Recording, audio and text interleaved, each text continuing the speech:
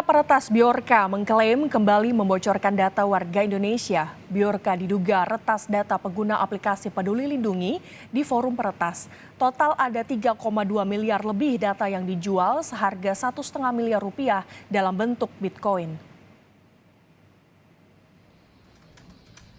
Peretas Bjorka mengklaim kembali membocorkan data warga Indonesia. Bjorka diduga meretas data pengguna aplikasi Peduli Lindungi di forum peretas.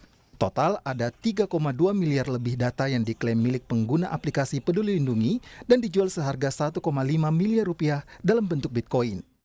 Data yang diklaim Bjorka milik Peduli Lindungi diantaranya memuat data nama pengguna, alamat email, nomor KTP, nomor telepon, perangkat yang digunakan, tanggal kelahiran, status COVID-19, histori check-in aplikasi, histori kontak erat pelacakan, termasuk data vaksinasi.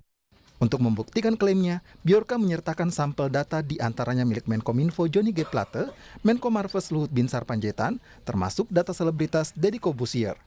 Kasus kebocoran data diduga milik Peduli Lindungi kini dalam investigasi BSSN.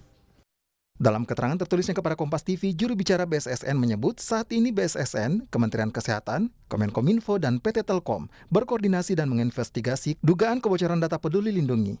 Langkah teknis yang dilakukan diantaranya memvalidasi data yang dipublikasikan oleh Bjorka dan mencocokkannya dengan data di Peladen Peduli Lindungi.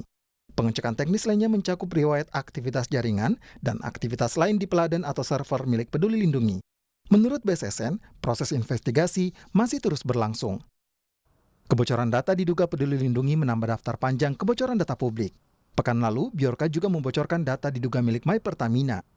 Bjorka diduga meretas dan menjual data pelanggan My Pertamina yang total ada 30 GB data pelanggan yang memuat 44 juta lebih data pelanggan My Pertamina.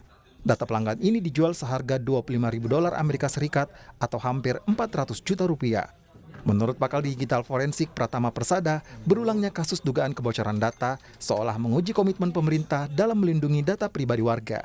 Pemerintah kita tidak mau belajar, begitu private company di negara kita tidak mau belajar bahwa ancaman yang datang dari dunia cyber itu demikian dahsyatnya gitu. Kita sudah ada contohnya berkali-kali sejak bertahun-tahun yang lalu. Kebocoran data Tokopedia, Bukalapak, Bhinneka, BRI Life, BPJS Kesehatan, waduh banyak banget gitu.